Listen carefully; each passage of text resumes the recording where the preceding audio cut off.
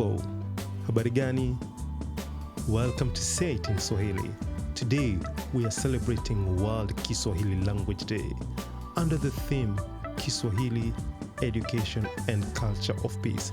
Let's explore how Kiswahili promotes peace and unity. Twende kazi. Kiswahili is more than just a language.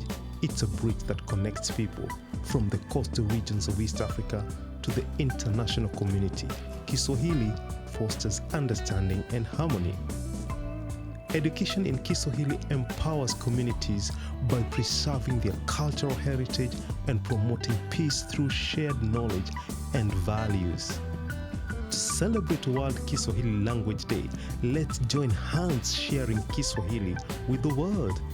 Whether you are learning a new phrase or participating in cultural events, every effort counts in spreading the message of peace. Amani na umoja. Can you say that? Amani na umoja, which simply means peace and unity. So, as we celebrate today, remember that Kiswahili is not just a language, but a beacon of peace and unity. Let's embrace it and promote a culture of understanding and harmony.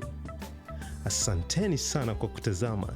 Please don't forget to like, subscribe and share.